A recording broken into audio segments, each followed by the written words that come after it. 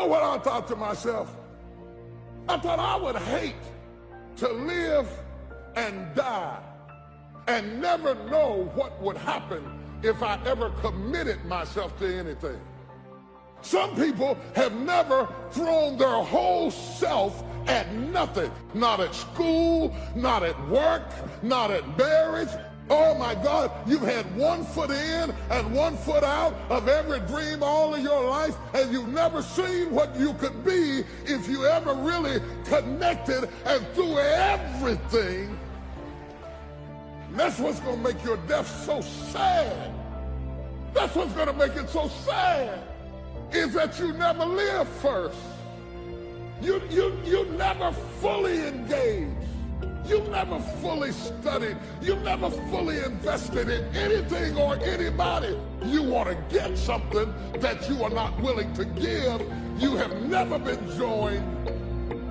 You just wore the dress, got the plaque, they threw the rice, you took the job, but you've never seen what you could be if you threw your whole self at your dream. Reciprocity. What do you give back for what you get? Without reciprocity, no relationship will ever reach its apex, because you're not fully invested in anything you do, and you're getting older, and you're running out of time and running out of excuses and running out of people to blame. Wonder what would have happened in school if you'd been committed. Wonder what would have happened in your marriage if you'd been committed. If you'd have really thrown your whole self. You've always been casual and never been committed. Your life is a false advertisement. Your whole life is a facade. The whole thing is a fake. The whole thing is a front. Your whole life is a camouflage suit. And now you're getting older, and you'll never get to see what you could have been, because the cost of getting to see it is a commitment that you've never been willing to pay. You're trying to get somebody to fall in love with a you that you've never discovered yourself. You come to the altar and you raise your hand and you say, Lord, I give myself to you, but you don't. You marry somebody and say, you can count on me, I'll be there through the thick and the thin, for better, for worse, for richer and poor, in sickness and health. You didn't mean it. Half studied, half worked, half labored, and then wonder why I thought I'd be further than I am at the age. Let me tell you why you are not further. It is not the devil, it is not witches, it is not demons, and it's sure God ain't haters. You are not any further than where you are right now, because you have never thrown your whole self at anything in your life. And you think greatness goes on sale, but true quality never goes on sale. Greatness costs what it costs. Decide that you're going to become the active force in your life. Decide that you're not going to go through life feeling like a victim. Decide that when things become challenging, and they are, that you're not going to personalize it, that you're going to look at it and you do whatever you must do in order to work things out and learn from it. Learn from it. That's the key. Promise yourself you'll read the books until your skills change. You'll go to seminars until you get a handle on it. You'll listen to it until it makes sense. You'll go for it until you understand it. You'll practice it until you develop the skill. Never give up until, however long that is, step by step, piece by piece, book by book, word by word, apple by apple. Walk around the block, walk around the block. Go for it. Don't miss the chance to grow. And resolve that you'll pay the price until you learn, change, grow, become. Then you'll discover some of life's best treasures when you pay that price. In life, you will always be faced with a series of God-ordained opportunities, brilliantly disguised as problems and challenges. If you've lost your job, don't say that I've been laid off. Just say, I've been given an opportunity by the universe to find my life work. Now you're taking it from a different perspective. Now you become an active force in your life. Now you are the one, rather than running from things as they begin to change, you become a change driver. because you know that you've got the power within you to make the difference. This force, this power, this energy that you have, that's more powerful than anything that can ever happen to you. You're more powerful than your circumstances or anything that you can experience right now. Decide that you're going to commit yourself to act on your ideas, to become happy. Commit yourself to live your dream. Commit yourself to become the architect of your future. And it really, as you begin to operate out of this consciousness, you begin to experience a different level of living in terms of commitment. He says, until one is committed, there is hesitancy, the chance to draw back, always ineffectiveness. See, until you are willing to jump out there. Somebody asked me, how do I do that? I said, no. You don't need any answers now. You need to make the commitment. Once you make a commitment, then life will give you some answers. You can't decide just going to sit on the side of the pool and just stick your toe in. No, you've got to be willing to make the leap. Most people don't want to do that. They want to sit on the side and say, tell me, is it cold out there? Is it rough out there? Come on out and see. See, no, you want to decide to make that commitment, because then that's when you become involved in the learning process. There's one elementary truth, the ignorance of which kills countless ideas and splendid plans, that the moment one commits oneself, then providence moves too. All sorts of things occur to help one that would never have otherwise occurred. Whatever you can do or dream you can do, begin it. Boldness has genius, power, magic in it. Begin it now. I read a book by Dr. Johnny Coleman that says, it works if you work it. And as you begin to look at your life, decide that you're going to start working on that dream. You're going to work and nurture that idea. Now, there will be people that will criticize you. There will be people that won't see it for you. But I say to you, don't let them turn you around. Don't let nobody turn you around. Because people will try and turn you around. Hello? People will try and turn you around. But when I heard Bob Mays out of Chicago sing that song, don't let nobody turn you around, that's real. Because that's why most people don't act on their dreams and ideas. That's why most people, when I'm talking with kids that are in institutions, and I said, what happened? Why did you give up working hard and making good grades? Well, they started teasing me. And they allowed that peer pressure to cause them to scale down their dreams and their ambitions. They started following the crowd. That's why many people don't do the things they want to do. A friend of mine, he wanted to become an actor all his life. He let someone convince him, you can't become an actor. You go out to Hollywood, they'll swallow you up. It's too competitive. Thousands of unemployed people out there. But then another friend of mine, Sheila Hall, and she decided at age 42, I'm going to live my dream. My son graduated from high school.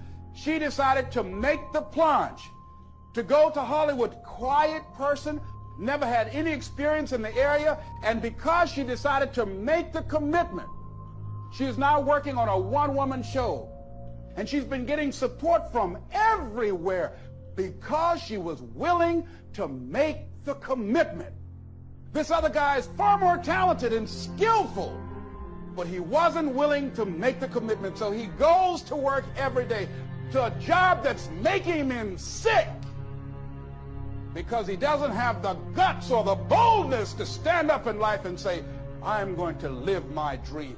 I'm going to commit myself to live out what's in me. I heard Dr. Johnny Youngblood say, I must live what's in me. I said, why do you do this? He said, I got to do it. I got to do it. I'm saying, find something in your life that you say, hey, it might not work out, but I got to do this. Why? Hey, it's the one thing I love. It's my peace. It's my thing. You don't understand it? It's all right. You better be committed or you ain't gonna make it. If you're not committed, you're not gonna make it. You have to be committed. Through the storm and the rain and the heartache and the pain and the disappointment, you have to believe in the we and the us and not the me and the you, or you're not gonna make it. It's a commitment. It's not a feeling. Y'all don't want to hear real truth. You want to hear fairy tale Hollywood shake and bake stuff, but in reality, it's a commitment.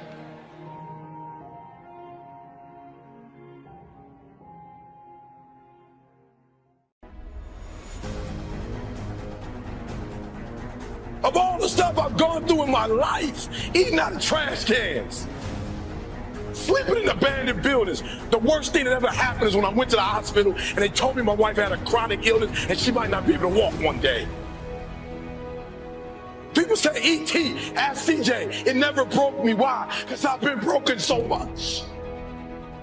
I've been defeated so much. I've been disappointed so much in my life that I know what it feels like and I can handle it. And I'll tell you another thing. It's not even from the military. Like, the military requires discipline, obviously, but there's plenty of people in the military that don't have it, right? And many people lose their discipline when they leave the military because it's not being imposed on them anymore. So, I mean, just go look around. I mean, being in the military does not make you a disciplined person. Being from a disciplined family does not make you a disciplined person. Being in a disciplined group does not make you a disciplined person. What makes you a disciplined person is choosing to be disciplined.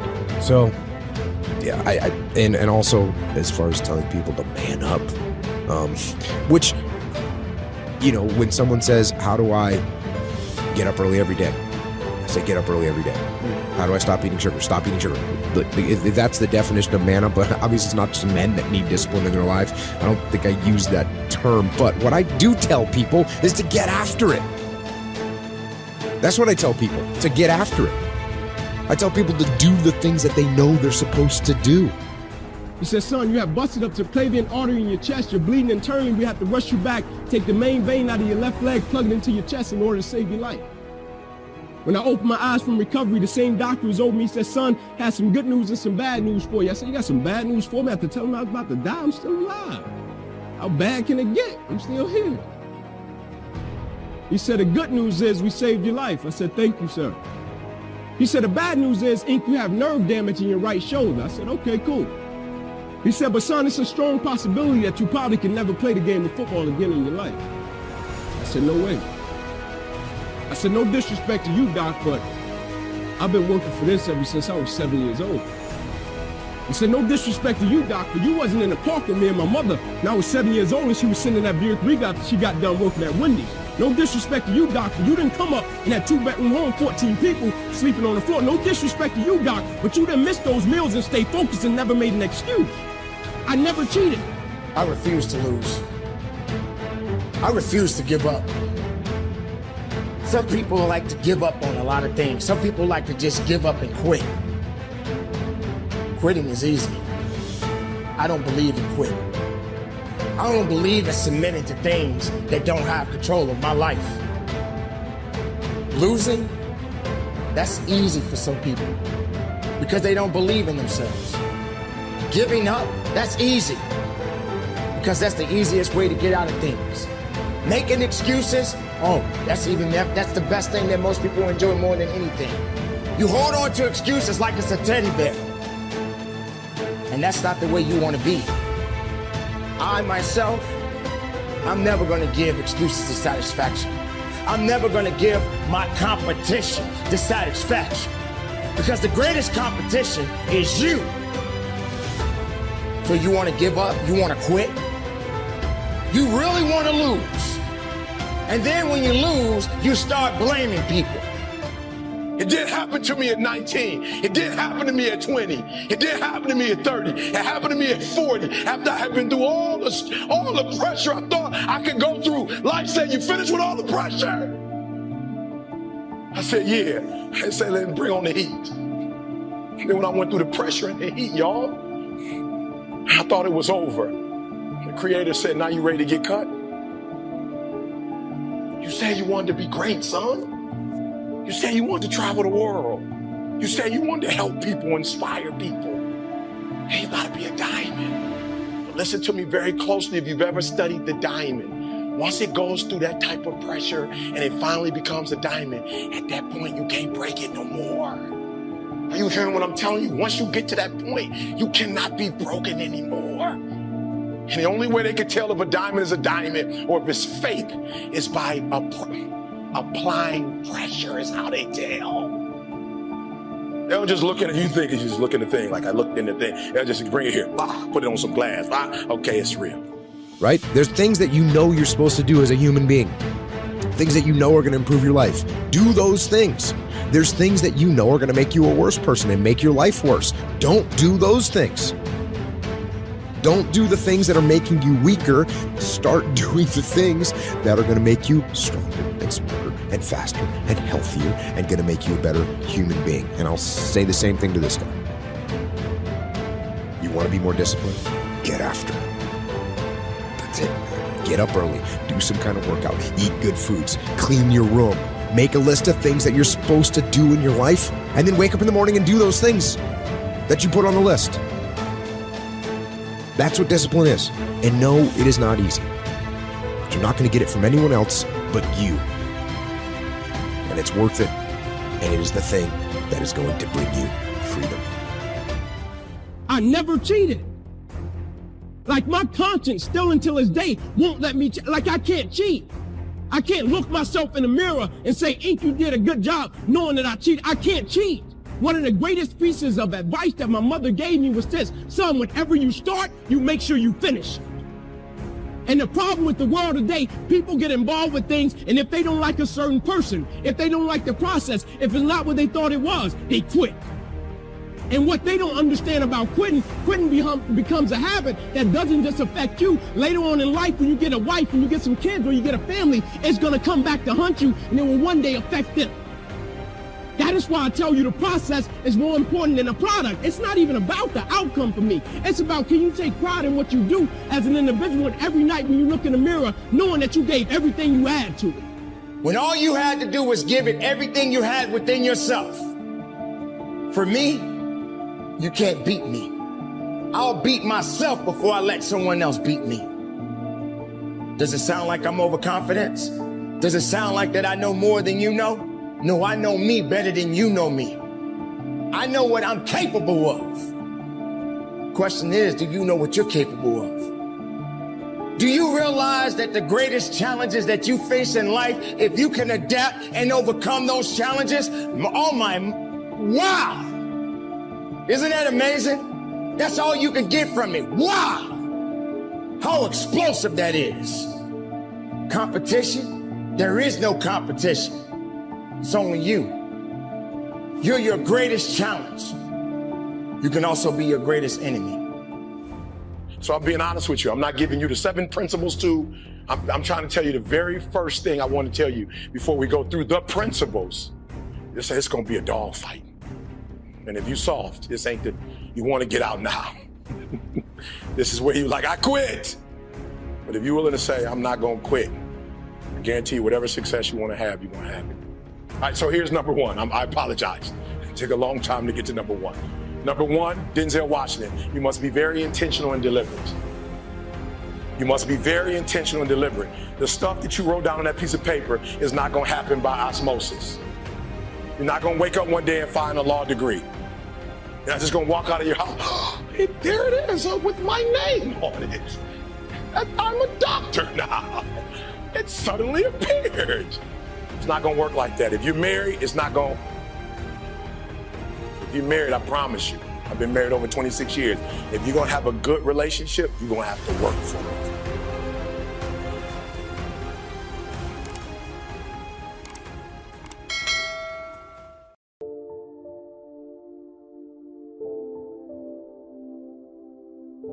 This one I've been working on all these years, and I'm certainly not finished. I guess it is a lifetime project, seeing what you can become. Personal development is truly the key to the good life. You see, what you become is far more important than what you get. The most important question to ask on the job is not, what am I getting? The most important question is, what am I becoming? However, it is also true that what you become directly influences what you get. Most of what we have attracted by the person we have become. So here's the great challenge of life. life. You can have more than you've got because you can become more than you are. That is the great focus of attention for life change. Now, on the other side of the coin, it reads, unless you change how you are, you'll always have what you've got. I've discovered that income does not usually exceed personal development. Sometimes income takes a lucky jump, but unless you keep growing out where it is, it will usually come back where you are. If someone hands you $1 million, best you become a millionaire quickly so you can keep the money. Life has strange ways. A very rich man once said, if you took all the money in the world and divided it equally among everybody, it would soon all be back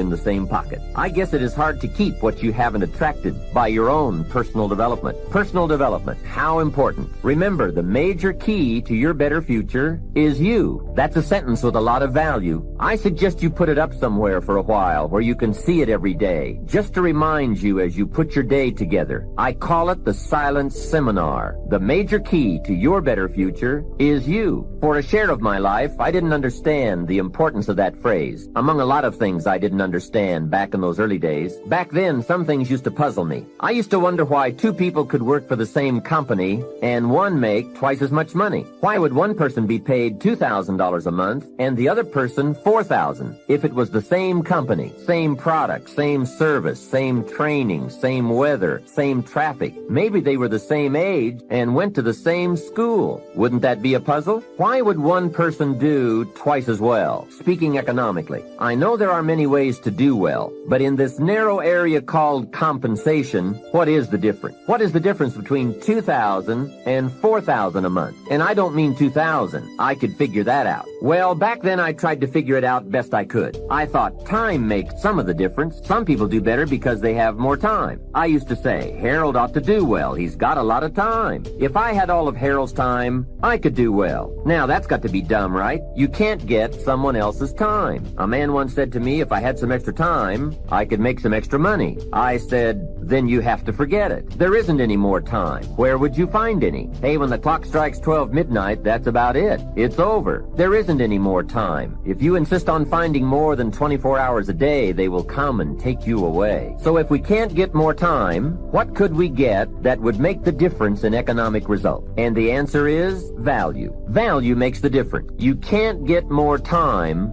but you can become more valuable. So value makes a major difference in how much money you earn. The fact that they don't see the dream, the fact that they don't see what you can be, has nothing to do with what God can do. Nothing at all. I don't care who you are, go cut your TV on. You cut your TV on 7 days. That little black boy with the stuttering problem, he all over that TV. That little black boy messed around and became TV star. She didn't see. How many times have you shared a dream with somebody and they didn't see it? See, that's why the Bible says a man without a dream or vision shall perish. Because you can't make it without dreams and vision. If you in this room and you on a team, you know why Wayne is so successful? You know why? Because he set goals. I bet you he got a target for what he's shooting at. He got a vision of where he's shooting at.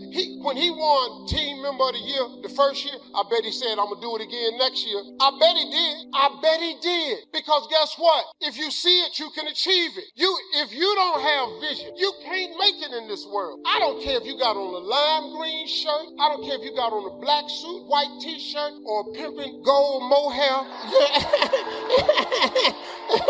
Without dreams and visions, you can't make it. I'm going to give you 2 scripts that changed my life. Now, I told you, I'm going to motivate you, but I can't without faith. I'm a grown man. I got it. I wish I knew what I knew back then. Who's the lady, beautiful sister that's in the middle? That's the writer. Novia, that's a bad girl. What's her name? Novia. This a bad sister right here. She was interviewing me today. I took extra time with her interview. You know why? And I hugged after the interview. I've been interviewing for 30 years. She said, thank you for your time, Mr. Harvey. I said, you know why I took so much time? Because you cared. She cared. She asked me stuff that was rich. Real question. Why? Why did you feel this way? Why did you do? I want Jamaica to know who you are.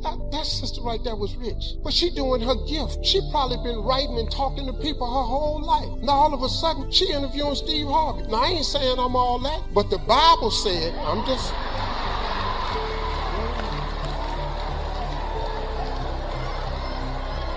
the whole scripture says your gift will make room for you and put you in the presence of great men.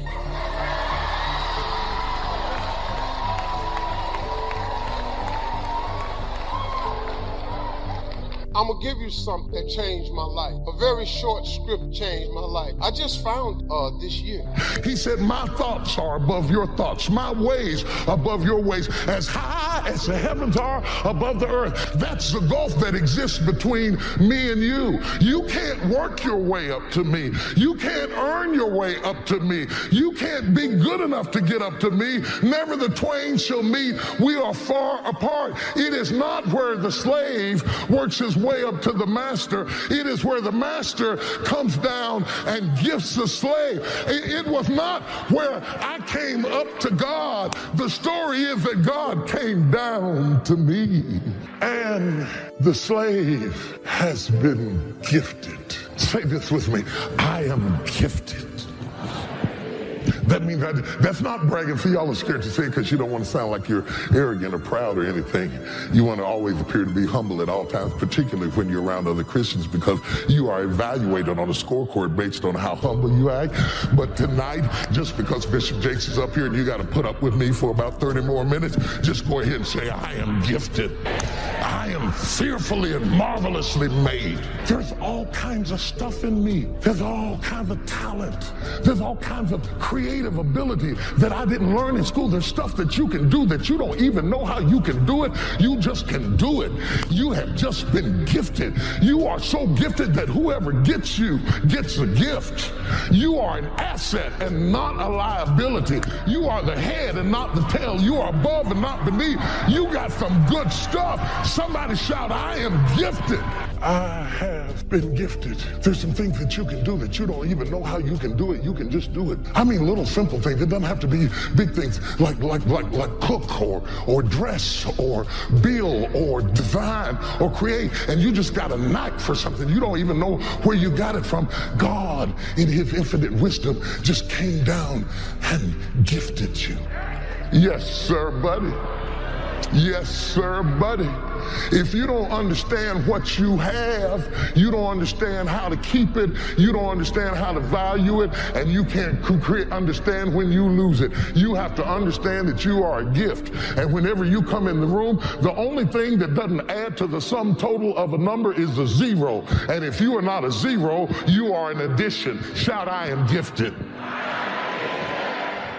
And the master gave to the slave. The slave is the recipient of something that breaks the social order of his day. The talents, in this case really money, it has been given to him, just given to him. That's a crazy story.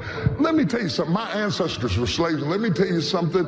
My great-great-grandmother was a slave, and I remember her. I met her. And let me tell you something. Masters don't go out in the field and give slaves no money or anything else. But God uses this illustration to say, that's what I have done to you. I have gifted every single solitary person in this room has been gifted.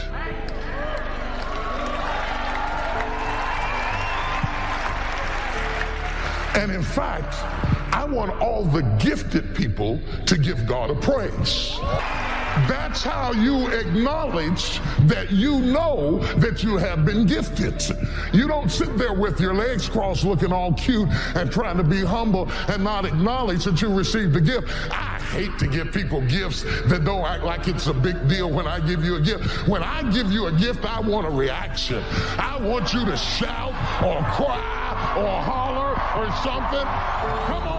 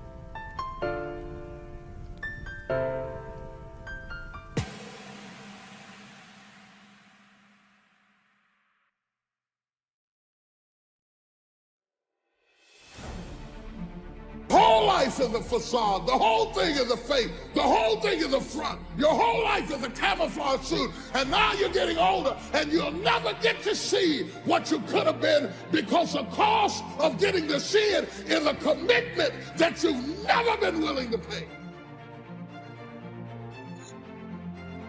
I would hate to live and die and never know what would happen if I ever committed myself to anything.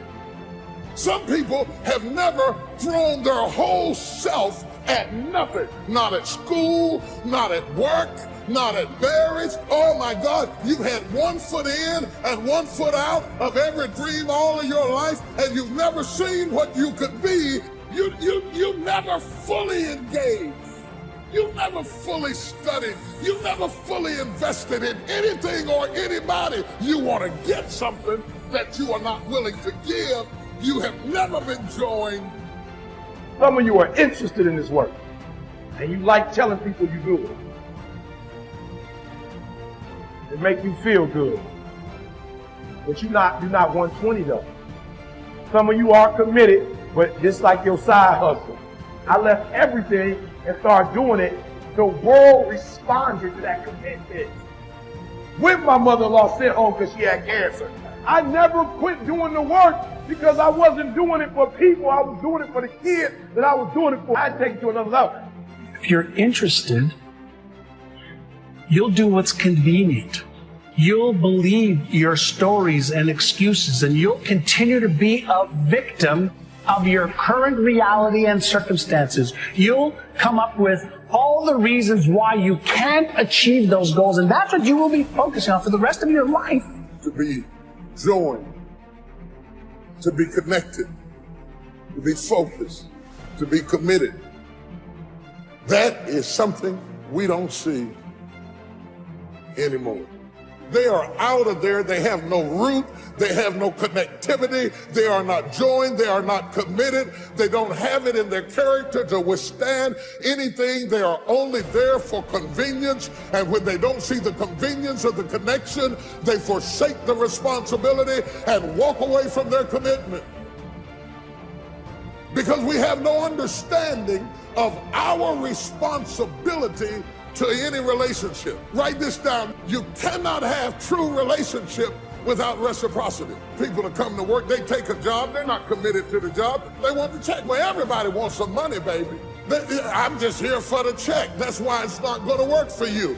You don't understand the reciprocity. Anybody wants some money, but if you're not willing to give at least as good as you get, it will not last, and that's why you can't stay anywhere or work for anybody, but you've never been joined to anything. But you've never been the person that you could be, because the could be is locked up behind commitment, and until you're committed, you'll never get the could be.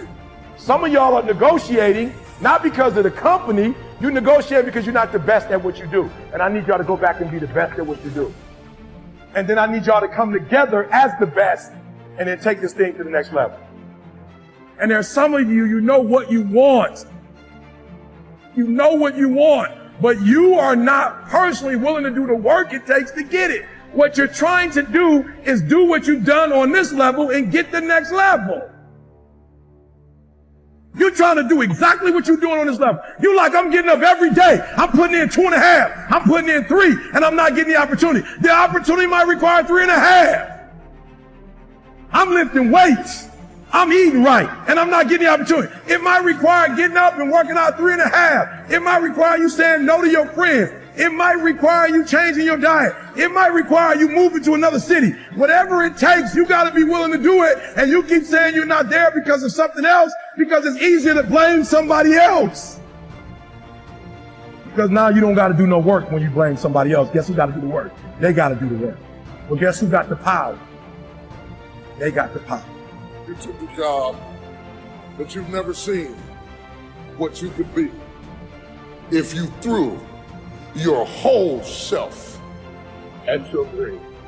Without reciprocity, no relationship will ever reach its apex, because you're not fully invested in anything you do and you're getting older and you're running out of time and running out of excuses and running out of people to blame, wonder what would have happened in school if you'd been committed. Wonder what would have happened in your marriage if you'd been committed. If you'd have really thrown your whole self. You've always been casual and never been committed. You're just talented enough to get over. And you fake them out and use their talent as a camouflage to cover up their lack of commitment. And because you're talented enough to be able to float by on broken pieces, you will fool an indiscriminate eye into thinking that you are committed. You're not committed, you're just talented. I can't be committed to everything. I can't join everything. I can't be married to 1,000 women. I can't work 1,000 jobs because I take my commitment too seriously. Real friendship is a commitment. It means I will be there for you. It means I will return your calls. It means I've got your back. It means that I will emotionally, spiritually, financially do whatever I can to undergird you. And I can't do that with everybody. Slap somebody and tell them it's a commitment. They've got the information, but they don't have the commitment and the character and the tenacity to be an asset. I'd rather hire somebody who had less knowledge and more guts and stamina. In a perfect world, I want somebody who's got both. But if I have to choose, I'd rather have somebody with commitment. Because if you are committed, you can go back to school, you can go back and read, you can go back and get yourself together, but you can have all the books you want to. If you don't have commitment, you will not succeed. We have a generation of people, the praising generation, the shouting generation, the generation who goes for inspiration without impartation. They won't work, they won't give, they won't support. They get married, they want sex, but they don't pay bills. You want all the benefits, but you don't want none of the responsibilities. You take a half-committed man and a half-committed trifling woman and put them together, and they'll have some half-committed trifling kids, and the whole house will be half-committed because children will be what they see. Stop fussing at your kids. They're a reflection of you. Your whole life is a facade. The whole thing is a fake. The whole thing is a front. Your whole life is a camouflage suit. And now you're getting older and you'll never get to see what you could have been because the cost of getting to see it is a commitment that you've never been willing to pay.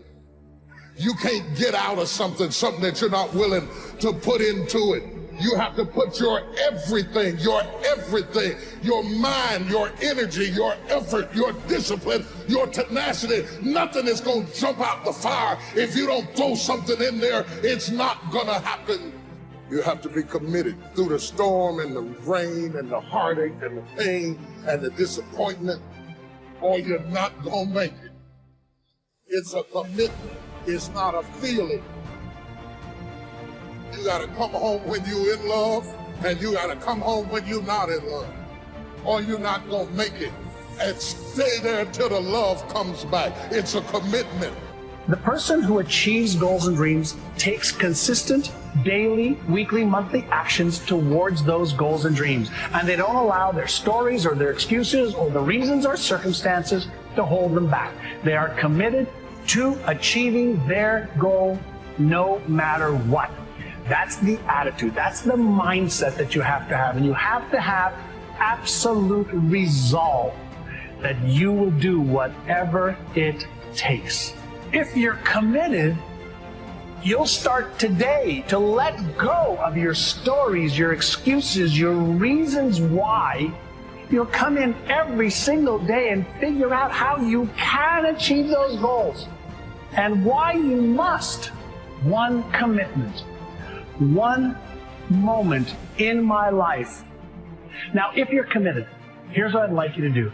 Take a sheet of paper and write down one goal for every area of your life. Health, wealth, relationships, career, business, charitable. And write down one goal and when you want to achieve it by. And then what I want you to do is write down 3 action steps that you can take towards achieving those goals. Write down what do you need to learn, what do you need to believe, What do you need to do?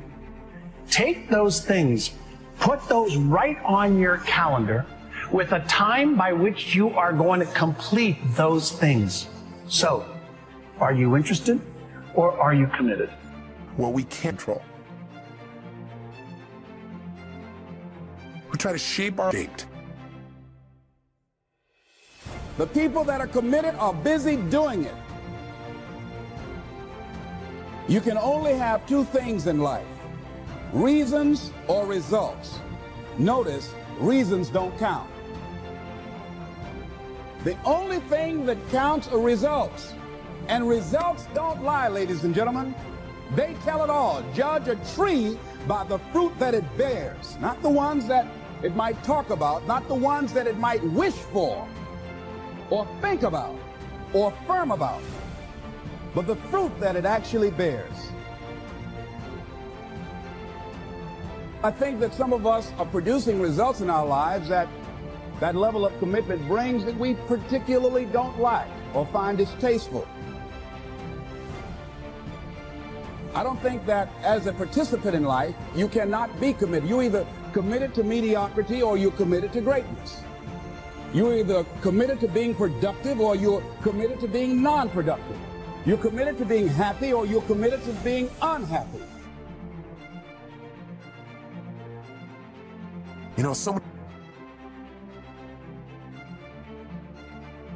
God's delays are not God's denials, unless you give up, of course.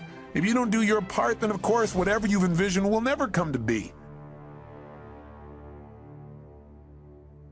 But we have to be willing to continue to put ourselves forth and know that events will show up that we can't control.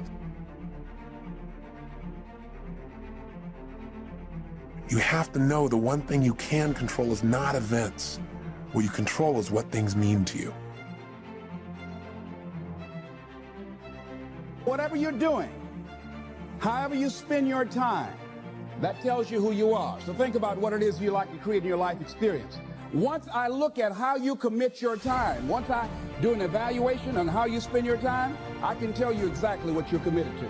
People that say they have dreams or want to open a business or want to do something differently than what they're now doing, they don't like their jobs, they're unhappy, they're unfulfilled. People who say they want to improve their income level, look at how they spend their time. How they spend their time, the commitment of their time, how they use that will really tell the truth. People who said, I'd like to do better, but you don't find them in vocational or technical schools, upgrading their skills and their knowledge, how they spend their time, that will tell you. That will tell you that they're committed to being obese for the rest of their lives. People tell you they want to stop smoking and they're lighting up at that time. Folks that say, I want to stop drinking, and every time you're in their face, they're reeking with alcohol, that will tell you what's going on. Don't have to listen to what they say, just watch what they do. Commitment shows up in your life in what you do.